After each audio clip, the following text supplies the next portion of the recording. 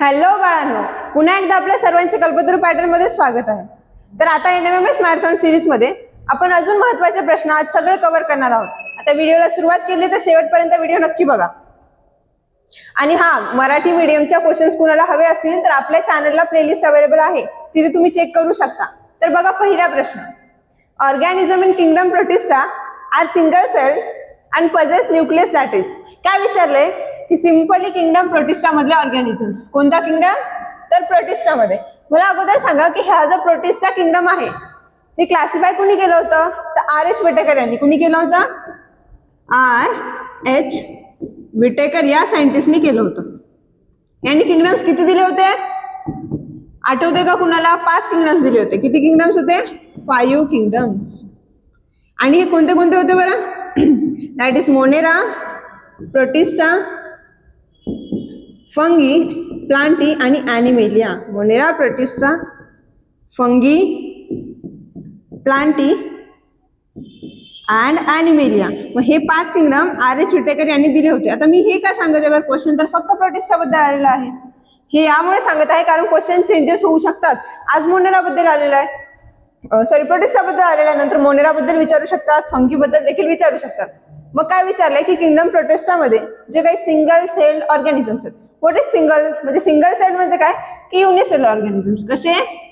Unicellular. Single sale म्हणजे ज्यांच्या बॉडीमध्ये एकच सेल प्रेझेंट असणार असे organisms, that is unicellular organisms. मग प्रोटिस्टा किंगडम मध्ये असणारे युनिसेल्युलर ऑर्गॅनिझम्स आता युनिसेल्युलर आहेत, म्हणजे एका सेल पासून त्यांची बॉडी बनलेली आहे.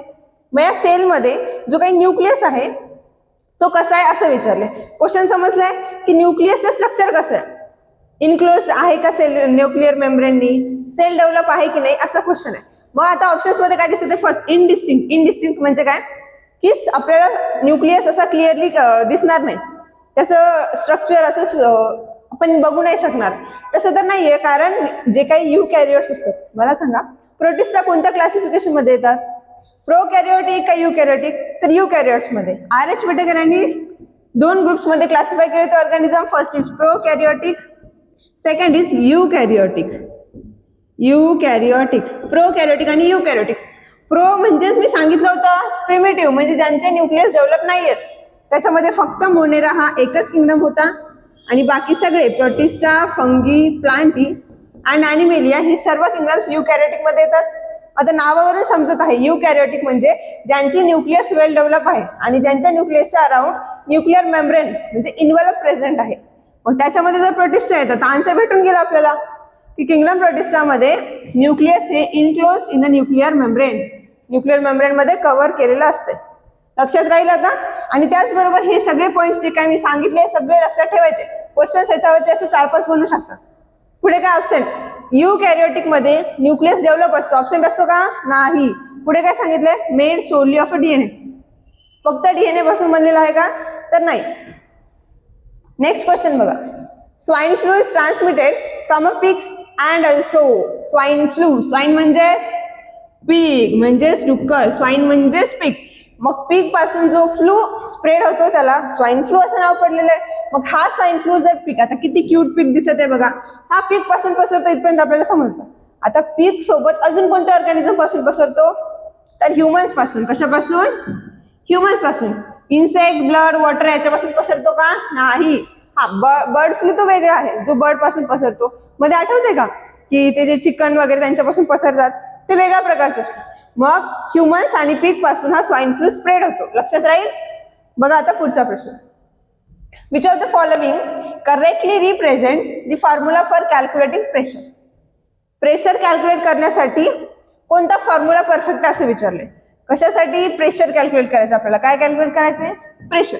मग मला सांगा व्हॉट इज प्रेशर? प्रेशर म्हणजे काय? The force applied in perpendicular direction on a unit area.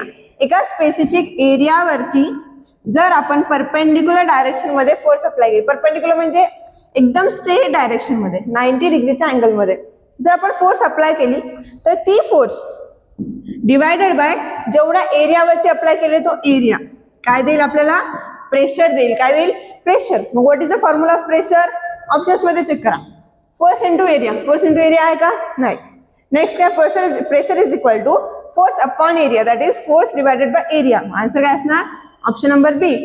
कधी पण लक्षातच ठेवायचं, प्रेशरचा फॉर्म्युला असतो फोर्स अपॉन एरिया. म्हणजे काय, परपेंडिक्युलर डायरेक्शन मध्ये एका स्पेसिफिक एरियावरती किती अमाऊंट ऑफ फोर्स अप्लाय केलं हे असणार आहे प्रेशर. आणि what is the unit of pressure? Pascal. Unit पण लक्षात ठेवा, क्वेश्चन आलेला आहे याच्यावरती. प्रेशरचं युनिट हे पास्कल असते. आणि प्रेशर इज गोष्ट एरिया पण फोर्स आहे का? नाही.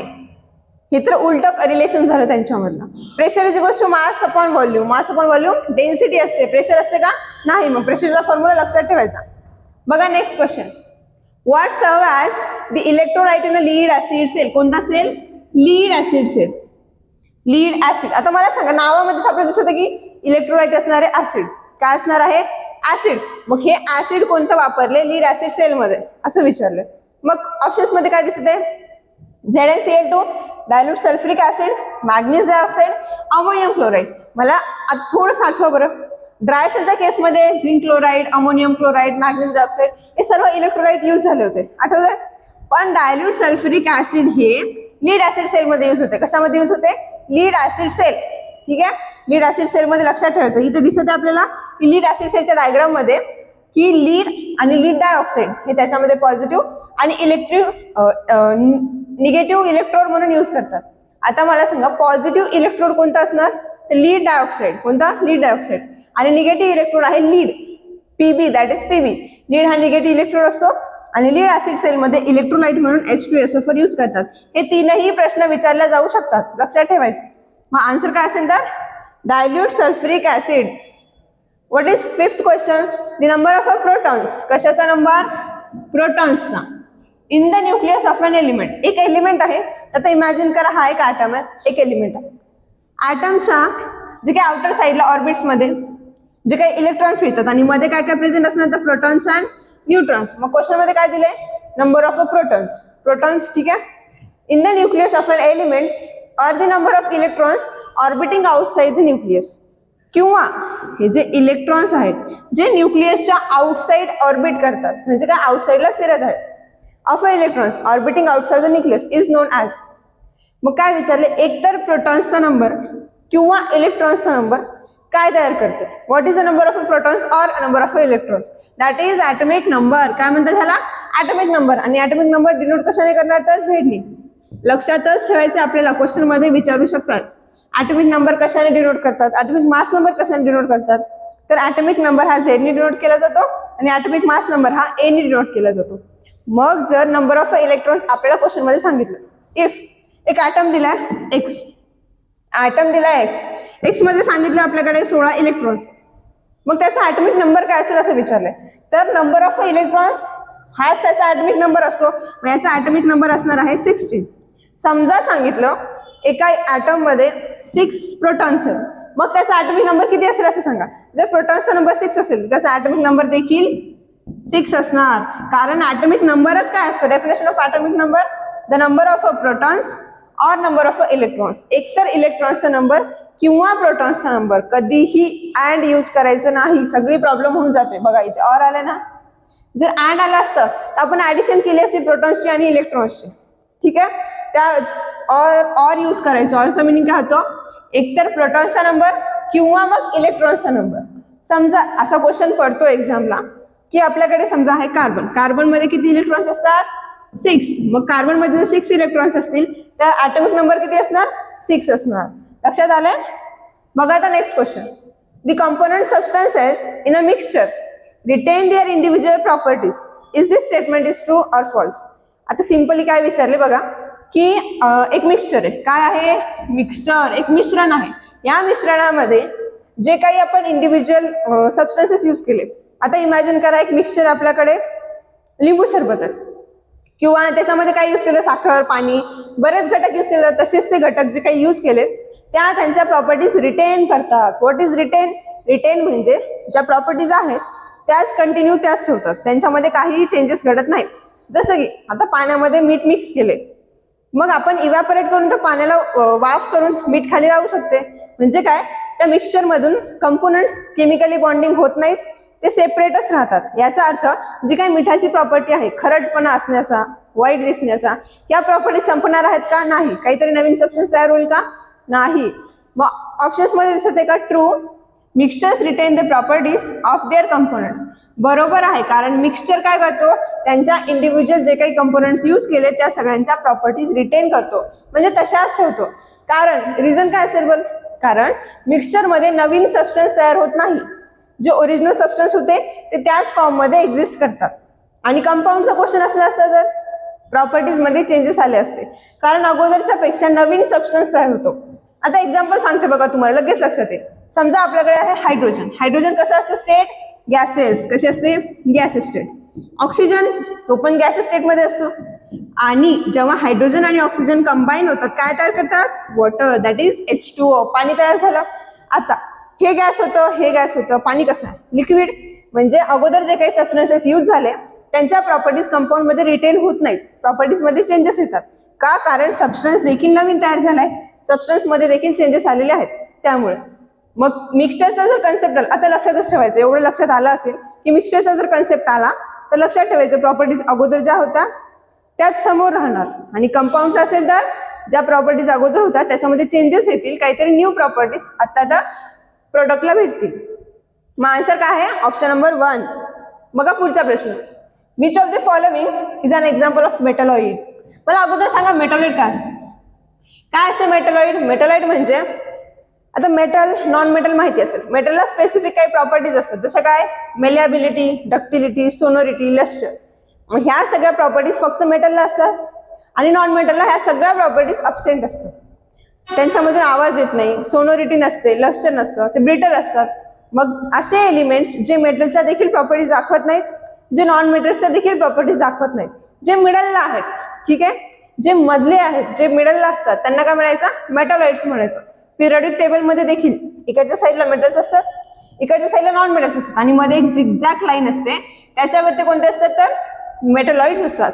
मेटलॉइड्स कोणते कोणते आहेत एक्झाम्पल लक्षात ठेवायचे, सिलिकॉन, जर्मेनियम, अँटिमोनी, हे सर्व मेटलॉइड्स आहेत. ऑप्शन मध्ये असं काय दिसते का, गोल्ड. हे बघा, हे दिसते सोन्याचे बिस्किट, हे काय आहे, मेटल आहे. ह्याला नोबेल मेटल म्हणतात. नोबेल मेटल का, राजधातू म्हणतात, जसं की गोल्ड, सिल्वर, प्लॅटिनम, हे सर्व राजधातू आहेत. गोल्ड मेटल आहे, सिल्वर काय, metal. Silicon is metalloid. Silicon काय आहे तर मेटलॉइड आहे, लक्षात राहील. नेक्स्ट काय, लीड. लीड हा देखील मेटल आहे, दिसत आहे इथे. बघा पुढचा प्रश्न, acid rain is primarily caused by reaction of water with which two gases in the atmosphere. Acid rain, acid आणि रेन म्हणजे काय, पावसासोबत ऍसिड पडते. जेव्हा केव्हा आता काय होत असते, नॉर्मली आकाशामधून पाऊस येतोय, पावसामध्ये वॉटर प्रेझेंट आहे आणि एअरमध्ये जे काही पोल्युटंट्स आहेत, ज्या काही गॅसेस प्रेझेंट आहेत, त्या गॅसेस सोबत वॉटरची रिॲक्शन होते आणि ऍसिड रेनच्या फॉर्ममध्ये ते पृथ्वीवरती पडतंय. मग हा जो ऍसिड रेन आहे तर कोणत्या दोन गॅसेस सोबत ते वॉटर रिॲक्ट होते असायचे. आता हे बघा, पाऊस यायलाय, आपला आकाशामधून पाऊस पडत आहे, इथे गॅसेस प्रेझेंट आहेत इन्व्हायरमेंटमध्ये. मग ह्या वॉटरची, दॅट इज H2O, याची रिॲक्शन होते या काहीतरी गॅसेस सोबत. मग ह्या गॅसेस कोणत्या आहेत हे आपल्याला सांगायचं. तर ते काय असणार आहेत, सल्फर डायऑक्साईड आणि नायट्रोजन डायऑक्साईड. काय असणार, सल्फर डायऑक्साईड आणि nitrogen dioxide, that is SO2 and NO2. मग SO2 आणि NO2 या दोन्ही सोबत वॉटर रिॲक्ट करते. काय रिॲक्ट करते, H2O. मग आता हे बघा, वॉटरची रिॲक्शन SO2 सोबत काय तयार होईल, हायड्रोसल्फ्युरिक ऍसिड H2SO4. आणि वॉटरची रिॲक्शन NO2 सोबत म्हणजेच नायट्रोजन डायऑक्साईड सोबत काय तयार होईल, नायट्रिक ऍसिड, नायट्रिक आम्ल तयार होईल H2NO3, HNO3. ठीक आहे. मग नायट्रिक ऍसिड तयार झालं आणि कोणतं, सल्फ्युरिक ऍसिड तयार झालं. मग ऍसिड रेन मध्ये हे सगळे ऍसिडच्या फॉर्म मध्ये पृथ्वीवरती पडतात. मग आन्सर काय असेल तर NO2 and SO2. Oxygen, hydrogen एकतर ह्या हार्मफुल गॅसेस नाही आहेत आणि त्या ऍसिड रेन मध्ये देखील पडत नाहीत. खाली काय दिले, CO2 आणि CH4. मिथेन, कार्बन डायऑक्साईड देखील ऍसिड मध्ये वॉटर सोबत रिॲक्ट होत नाहीत. आणि हे CF, CS and H2S. Hydrogen sulphide, chlorofluoro carbon ह्या देखील वॉटर सोबत रिॲक्ट करून ऍसिड रेन मध्ये पडत नाहीत, लक्षात ठेवायचं. प्लस CFC बद्दल एक पॉईंट लक्षात ठेवा, काय, की हा जो क्लोरोफ्लोरो कार्बन आहे ना, आपल्या फ्रीज मधून रिलीज होतो आणि हा खूप जास्त हार्मफुल असतो. ठीक आहे, पोल्युटंट मध्ये नंबर 1 ला येतो, हा खूप जास्त हार्मफुल असतो, लक्षात ठेवायचं. आपल्या रेस्पिरेटरी सिस्टीम मध्ये हार्मफुल इफेक्ट करत असतो. नेक्स्ट क्वेश्चन काय, why should the use of a lift that is elevators be avoided during the earthquake. भूकंपाच्या वेळी. कधी विचारलंय, समजा आता इमॅजिन करा भूकंप व्हायला भूकंपामध्ये काय होते, सगळं घरं पडतात, बिल्डिंग पडतात, इलेक्ट्रिकल कनेक्शन्स जे काय असतात ते तुटतात. अशा कंडिशनमध्ये जे काही लिफ्ट आहेत त्या अवॉइड का केल्या पाहिजे.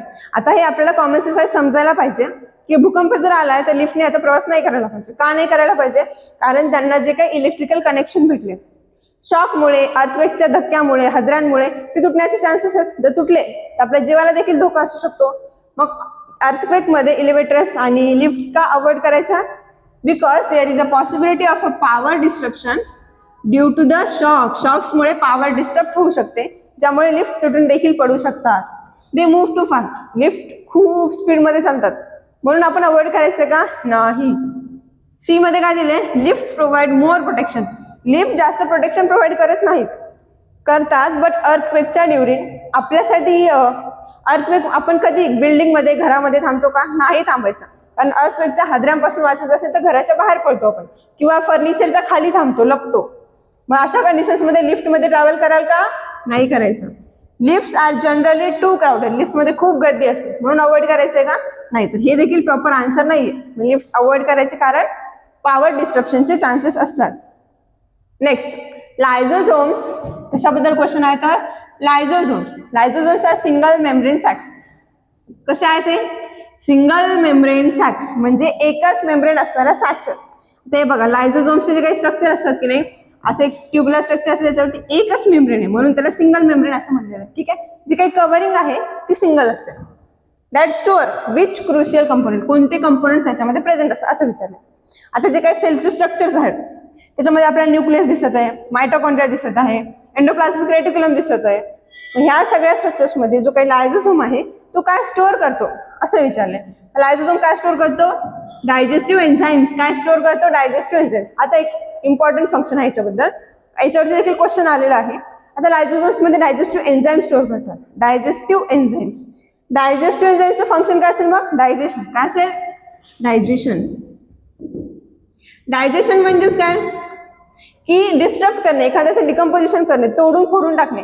तर लायझोझोमचं फंक्शन असते की एखाद्या आता सेलमध्ये काहीतरी वेस्ट मटेरियल आहे, एखादा ऑर्गन आता नॉन फंक्शनल झालाय, मग त्या ऑर्गनला डिस्टर्ब करण्याचं, डिकम्पोज करण्याचं काम लायझोझोम्स करतात. एखाद्या कंडिशनमध्ये आता समजा लायझोझोम्स आता ह्युमन्सचे काय एज झाली की ते मरून जातात, तसंच लायझोझोम्स जर एज झाली, आता म्हातारा झाला तर तो मरून गेला, मग तो स्वतःला डिकम्पोज करण्याचं काम देखील तो करतो. मग त्यामुळे त्याला सुसायडल बॅग असं देखील म्हणतात. काय म्हणतात, सुसायडल बॅग.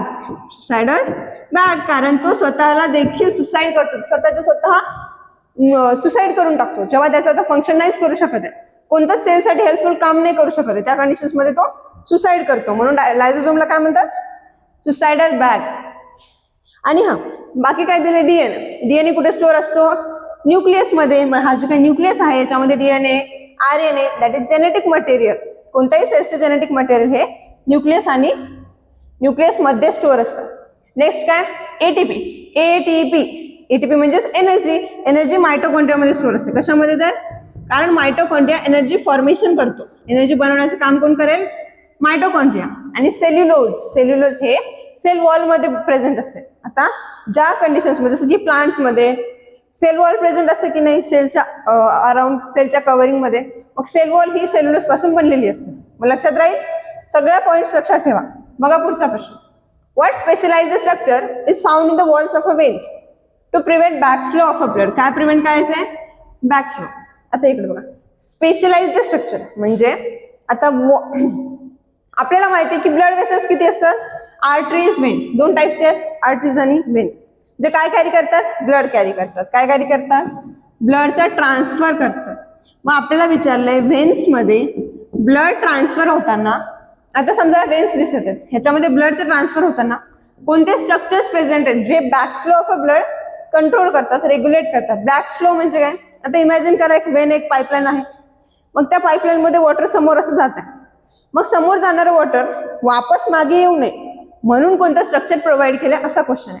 की आता व्हेन मधून ब्लड जे काही समोर चाललंय, व्हेन मधून ब्लड कुठे जाते, हार्टकडे की बॉडीकडे, हार्टकडे जाते, कारण त्याला प्युरिफाय करायचं असते, त्याच्यामध्ये ऑक्सिजन मिक्स करायचं असतो. मग हे जे काही ब्लड आता हार्टकडे चाललंय, मग व्हेन मधून ट्रॅव्हल होताना कधी असं येऊ शकेल तो रिटर्न वापस येईल त्याच ऑर्गनकडे, मग तिथं हार्मफुल असेल, मग ते रिटर्न नाही यायला पाहिजे, बॅकफ्लो नाही व्हायला पाहिजे. To avoid the back flow ते काय प्रोव्हाइड करतात, वॉल्व्स. काय प्रोव्हाइड करतात, वॉल्व्स. लक्षात राहील. मग व्हेन्स एक स्पेशल कॅरेक्टर आहे की व्हेन्स मध्ये वॉल्स प्रेझेंट असतात. काय प्रेझेंट असतात, वॉल्स प्रेझेंट असतात. थिक लेअर, व्हेन्सचे लेअर थिक असतात का, थिन असतात. थिन असतात आणि हायली इलॅस्टिसिटी लक्षात ठेवा आर्टरीज मध्ये असते.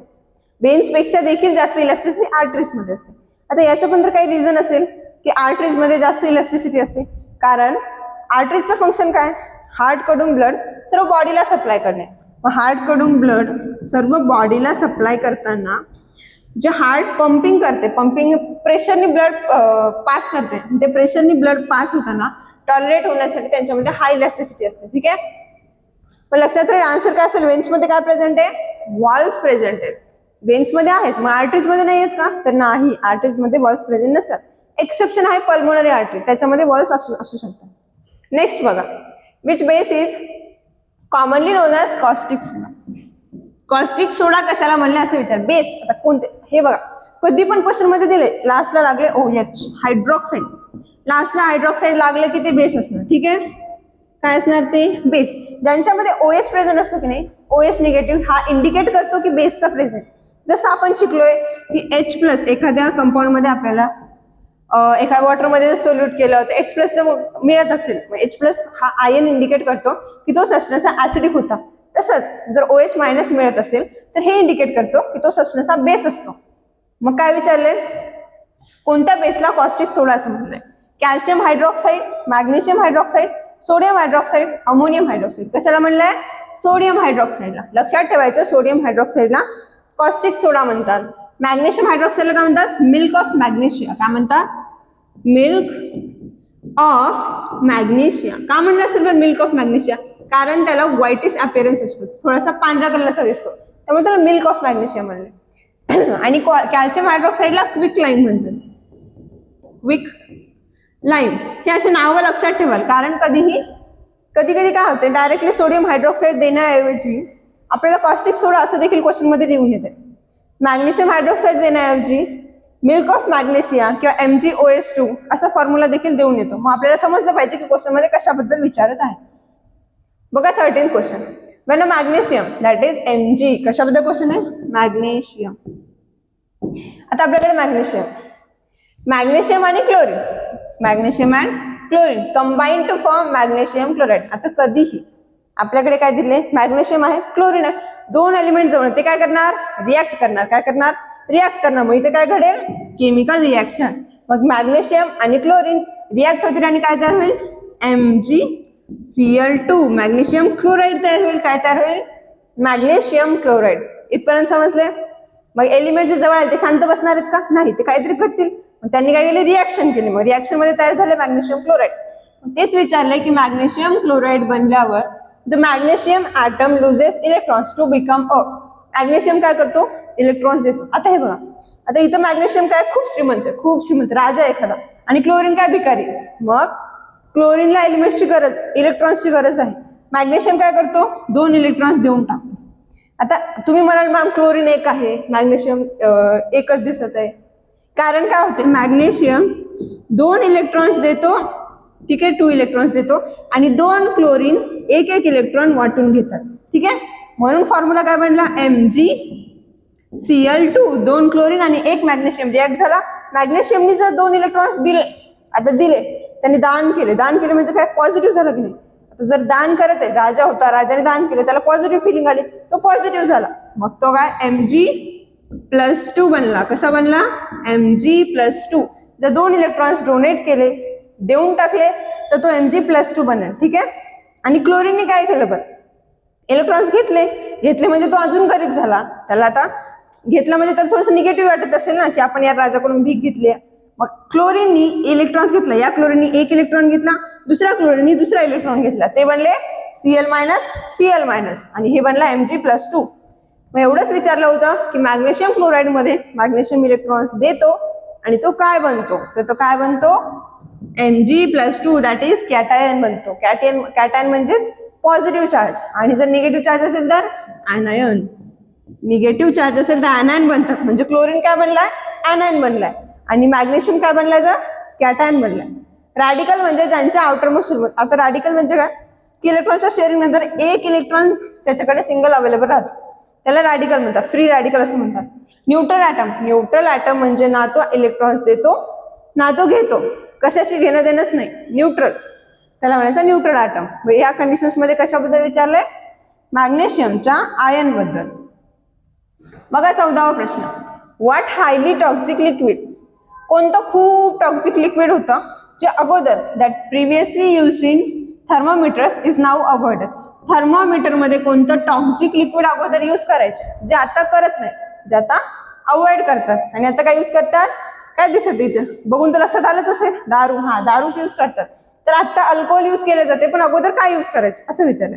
तर लक्षातच ठेवायचं की प्रिव्हियस इयर्स मध्ये जे काही थर्मोमीटर्स होते त्यांच्यामध्ये मर्क्युरी यूज करायचे. काय यूज करायचे, मर्क्युरी.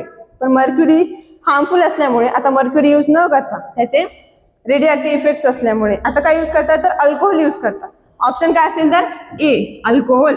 अल्कोहोल पिण्यासाठी हानिकारक आहे पण थर्मोमीटर मध्ये यूज करू शकतो. पुढे काय दिले, वॉटर आणि ॲसिटोन. हा थर्मोमीटर मध्ये यूज होतच नाही.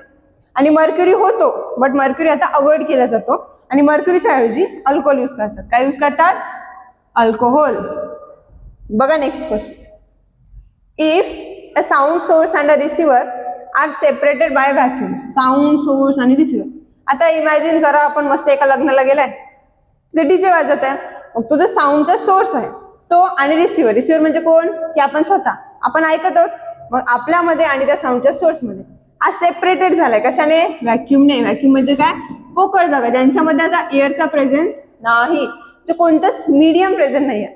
तर मीडियम प्रेझेंट नाही आहे, why is the sound are not transmitted. मग काय विचारले, समजा एक जो काही सोर्स आहे त्याच्यामधून साऊंड येत आहे आणि आपण ऐकायला बसलोय, मग मध्ये जर एअरचा अब्सेन्स आहे तर साऊंड आता आपल्यापर्यंत येत नाही. याच्या मागचं रिझन विचारलंय. ऑप्शन्स बघा, ए काय आहे, sound waves are absorb by the vacuum.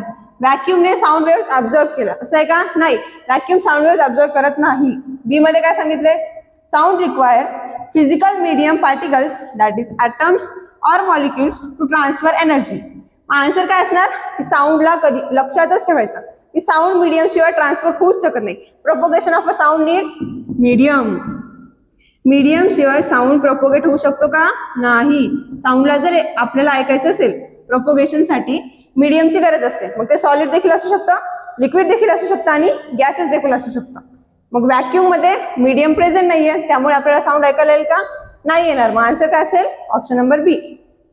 बघा पुढचा प्रश्न, why do reflected raise scatter in a different directions during irregular reflection. कधी विचारलंय, इरेग्युलर रिफ्लेक्शन्स मध्ये ज्या काही रिफ्लेक्टेड रेज असतात त्या वेगळ्या वेगळ्या डायरेक्शन मध्ये स्कॅटर होतात. का स्कॅटर होतात असं विचारलंय. मला सांगा व्हॉट इज इरेग्युलर रिफ्लेक्शन. ते अगोदर क्लिअर असलं पाहिजे की रेग्युलर रिफ्लेक्शन काय असते, इरेग्युलर रिफ्लेक्शन काय असतं. मग काय, कधी, आता हा काय दिसत आपल्याला, रिफ्लेक्टिंग सरफेस. Reflecting surface. मग कधी पण इन्सिडेंट रे जेव्हा रिफ्लेक्टिंग सरफेस वरती येतात त्या रिफ्लेक्ट होतात. हा कोणता असणार, रिफ्लेक्टेड रे, आणि ही असणार इन्सिडेंट रे. मग इन्सिडेंट रे नॉर्मलशी जेवढा अँगल करते तो सेम अँगल रिफ्लेक्टेड रे देखील नॉर्मलशी करते. आणि हे त्याच कंडिशन मध्ये पॉसिबल आहे जर रेग्युलर रिफ्लेक्शन असेल. आणि रेग्युलर रिफ्लेक्शन हे स्मूथ सरफेस वरती होऊ शकतं. कधी होऊ शकतं, स्मूथ सरफेस. आता बघा बरं, आपण आरशामध्ये बघतो, आपल्याला इमेज प्रॉपर दिसते की नाही, का, कारण आरसा कसं आहे, एक स्मूथ शायनी स्ट्रक्चर आहे. मग स्मूथ शायनी जर सरफेस असेल तर रेग्युलर रिफ्लेक्शन पॉसिबल आहे, म्हणजे इन्सिडेंट रे आणि रिफ्लेक्टेड रे हे सेम अँगल बनवतील, त्यामुळे आपल्याला क्लिअर इमेज दिसू शकेल. पण इरेग्युलर रिफ्लेक्शनच्या केसमध्ये काय होईल, रिफ्लेक्टिंग सरफेस हा खडबड असेल, ओबडधोबड असेल. या कंडिशन्समध्ये इन्सिडेंट रे जेवढा अँगल बनवेल तेवढा रिफ्लेक्टेड रे नाही बनवणार. म्हणजे अँगल्समध्ये जर डिफ्लेक्शन्स आले तर आपल्याला इमेज बरोबर दिसेल का, नाही दिसणार. मग आन्सर काय असेल, आता ऑप्शन्स मध्ये चेक करा. The angle of incidence is 0 degree. काही संबंध लागत नाहीये, रिफ्लेक्टिंग सरफेस वरती डिपेंड करतो, कारण इरेग्युलर रिफ्लेक्शन बद्दल विचार. नेक्स्ट काय, the laws of reflection are temporarily suspended. Temporarily suspended हे प्रॉपर आन्सर आहे का, नाही, कारण इरेग्युलर रिफ्लेक्शन्स मध्ये लॉज ऑफ रिफ्लेक्शन फॉलो होतील का, होतच नाही. नेक्स्ट काय, the angle of incidence is different at every point. प्रत्येक पॉइंटला, कारण आपला रिफ्लेक्टिंग सरफेसच बरोबर नाहीये, त्यामुळे प्रत्येक पॉइंटला अँगल ऑफ इन्सिडन्स यांच्यामध्ये चेंजेस येतील. तो कसा असेल, डिफरंट असेल, वेगळा असेल. यामुळे आपल्याला इरेग्युलर रिफ्लेक्शन्स मध्ये ज्या काही रिफ्लेक्टिंग रेज आहेत त्या स्कॅटर होतील, म्हणजे सर्व डायरेक्शन मध्ये पसरून जातील. नेक्स्ट काय, the surface observe all the light. Surface सगळी लाईट ऑब्झर्व करत नाही. समजा सरफेसने सगळी लाईट ऑब्झर्व केली असती तर आपल्याला इमेज फॉर्मच झाली नसती, इमेज बघताच आली नसती. मग आन्सर काय असेल, ऑप्शन नंबर सी. बघा next question, which property of a metal, कशाची, मेटलची प्रॉपर्टी विचारली, allows it to be moulded into any shape. एखादा आता इमॅजिन करा एक मेटल, जसं की आता इथे काय दिसत आहे, लोखंडाचे पत्रे दिसत आहे, एक मेटल आहे. मग कोणत्याही मेटलला स्पेसिफिक कॅरेक्टर्स आहेत, प्रॉपर्टीज आहेत. कोणत्या होत्या, मेलिएबिलिटी, डक्टिलिटी, सोनोरिटी. मग ह्या सगळ्या प्रॉपर्टीज मेटलला असतील, पण त्यापैकी इट कॅन बी मोल्डेड, आपण त्याला कोणत्याही शेपमध्ये ट्रान्सफर करू शकतो. मग मेटलची अशी प्रॉपर्टी, ज्या प्रॉपर्टीमुळे आपण त्याला कोणत्याही शेपमध्ये ट्रान्सफर करतो, त्या प्रॉपर्टीला काय म्हणतात असं विचारलंय. त्याला काय म्हणतात तर मेलिएबिलिटी म्हणतात, म्हणजेच आकार्यता. कोणत्याही शेपमध्ये आपण त्याला मोल्ड करू शकतो, कोणत्याही शेपमध्ये बनवू शकतो, त्यालाच आपण मेलिएबिलिटी म्हणतो. मग आता मला सांगा, डिस्पर्सिबिलिटी ही मेटलची प्रॉपर्टी आहे का, नाही. नेक्स्ट काय, heat conducting, metal heat conduct करतो, पण त्याला शेप देण्याचा आणि हीट कंडक्शनचा संबंध आहे का, नाहीये. नेक्स्ट काय, electrical conductivity, metal is also non as the electrical conductor. Metal हा इलेक्ट्रिकल कंडक्टर आहे, बट तरी देखील त्याला शेपमध्ये डिफाईन करण्यासाठी, शेपमध्ये ट्रान्सफर करण्यासाठी फक्त मेलिएबिलिटी ही प्रॉपर्टी वर्क करते. Question number 18, the 4R principle use to protect the environment. आपण 4R प्रिन्सिपल यूज करतो कशासाठी, तर इन्व्हायरमेंटला प्रोटेक्ट करण्यासाठी. मग इन्व्हायरमेंटला प्रोटेक्ट करण्यासाठी जो काही प्रिन्सिपल यूज करतात, 4R आहेत, म्हणजे किती, 4 नाव आपल्याला लक्षात ठेवायचं. कोणते कोणते आहेत, रिड्यूस, रियूज, रिसायकल अँड चौथं नाव आता सांगायचं. सांगा बरं कोणतं असेल, रिन्यू, रिफॉर्म, रिक्रिएट का रिकवर. ते असणार आहे रिकवर. आपण काय करायचं, कोणतेही ऑब्जेक्ट आहे, मग इन्व्हायरमेंटला प्रोटेक्ट करण्यासाठी, आता समजा प्लास्टिकचे ऑब्जेक्ट्स आहेत, मग आता ते पोल्युशन कॉज करतात, मग आपण परत त्यांना जास्त त्यांचं प्रोडक्शन होऊ नये यासाठी काय करायचं, जे काही जुन्या वस्तू आहेत त्याच आपल्याला यूज करायच्या. मग हे यूज करण्यासाठी 4R प्रिन्सिपल वर्क करतो. मग 4R नुसार 4R कोणते कोणते, रिड्यूस म्हणजे त्यांचा वापर कमी करा, रियूज म्हणजे वापरलेली वस्तू आपण परत वापरून त्याचं प्रोडक्शन कमी करू शकतो, रिसायकल म्हणजे काय, त्याच वस्तू परत वापरा. आणि नेक्स्ट आहे रिकवर. रिकवर म्हणजे त्याच ऑब्जेक्ट्स पासून नवीन ऑब्जेक्ट्स तयार करून त्यांचा वापर करा. नवीन प्रोडक्शन करायचं का, नाही. त्यामुळे काय होईल, पोल्युशन कमी होईल आणि एन्व्हायरमेंटसाठी हेल्प होईल. कशासाठी हेल्प होईल, तर पोल्युशन रिड्यूस करण्यासाठी. ठीक आहे, पोल्युशनमध्ये रिडक्शन होईल आणि अल्टिमेटली आपल्या एन्व्हायरमेंटचा फायदाच होईल. नेक्स्ट बघा, due to the uncontrol hunting. कशामुळे, अनकंट्रोल. आता काय झालं की 19व्या शतकामध्ये काय होतं, खूप जास्त हंटिंग झाली. म्हणजे काय, की ॲनिमल्सचे शिकार होत होते, खूप जास्त शिकार झाली. शिकार झाली म्हणजे काय, आता ॲनिमल्स मारायला लागले, ॲनिमल्स इथे राहिले का, नाही. ॲनिमल्स एक्सटिंक्ट झाले. Due to the uncontrol hunting the single horn dinosaurs became extinct. काय झाले, ते एक्सटिंक्ट झाले फ्रॉम द दुधवा फॉरेस्ट. कशाबद्दल क्वेश्चन आहे, तर दुधवा फॉरेस्ट. मी अगोदर पण म्हणलं होतं, कधीही दुधवा फॉरेस्टचा जर क्वेश्चन आला तर लक्षात ठेवायचा की आपल्या डायनोसॉरस बद्दलच येणार आहे. ड्युरिंग विच सेंचुरी, कोणत्या सेंचुरीमध्ये खूप जास्त डायनोसॉरसची हंटिंग झाली आणि दुधवा फॉरेस्टमधून ते एक्सटिंक्ट झाले. एक्सटिंक्ट म्हणजे त्यांचं अस्तित्व संपलं, आता ते तिथे प्रेझेंट नसतात. मग कधी झालं होतं, तर 19th सेंचुरी. कधी झालं, 19व्या शतकामध्ये झालं. कधी झालं, 19th सेंचुरी, लक्षात ठेवा. नेक्स्ट बघा, where is the buoyancy force applied in relation to the centre of gravity of the immersed object. Buoyancy force बद्दल क्वेश्चन आहे. कशाबद्दल, बायोन्सी फोर्स. मला सांगा बरं, व्हॉट इज बायोन्सी फोर्स म्हणजे काय, आपण एखाद्या लिक्विडमध्ये एखादा ऑब्जेक्ट जेव्हा इमर्स करतो त्याला ऑपोजिट डायरेक्शनमध्ये म्हणजे अपवर्ड डायरेक्शनमध्ये जी फोर्स लागते त्याला म्हणतो आपण बायोन्सी. काय म्हणतो, बायोन्सी फोर्स. ती काय करते, त्या ऑब्जेक्टला लिक्विडमध्ये येण्यापासून थांबवते, म्हणजे वरच्या डायरेक्शनमध्ये फोर्स अप्लाय करते. कोणत्या डायरेक्शनमध्ये, अपवर्ड्स. कोणती असेल, तर अपवर्ड्स. मग आता काय विचारलं होतं की ग्रॅव्हिटीच्या सेंटर, आता ऑप्शन्समध्ये काय दिलं, डाऊनवर्ड. मला सांगा, ऑब्जेक्ट खालच्या डायरेक्शनला येतोय आणि फोर्स अपवर्ड डायरेक्शनला लागत आहे, मग डाऊनवर्ड डायरेक्शनला फोर्स ऑफ ग्रॅव्हिटी असते, बायोन्सीची फोर्स असते का, नाही. नेक्स्ट काय, परपेंडिक्युलरली. परपेंडिक्युलरली देखील नसते, कारण की हॉरिझॉन्टल, व्हर्टिकल, परपेंडिक्युलर या डायरेक्शनमध्ये बायोन फोर्स ऍक्ट करेल का, नाही करत. बायोन फोर्स ही फक्त वरच्या डायरेक्शनमध्येच ऍक्ट करते. कारण बायोन फोर्स कोण अप्लाय करतं, त्या लिक्विडमध्ये जे काही पार्टिकल्स प्रेझेंट आहेत, जे काही मॉलिक्युल्स प्रेझेंट आहेत, ते सर्व बायोन फोर्स ऍक्ट करतात त्या ऑब्जेक्टवरती वरच्या डायरेक्शनमध्ये. टुवर्ड्स द ग्रॅव्हिटेशनल सेंटर, ग्रॅव्हिटेशनच्या सेंटरकडे ग्रॅव्हिटेशनल फोर्स असते, बायोन फोर्स तर नसते, मग आन्सर काय असेल? Option number C. आणि अशाच युजफुल क्वेश्चनसाठी कल्पतरू पाठाशी कनेक्टेड राहा. थँक्यू.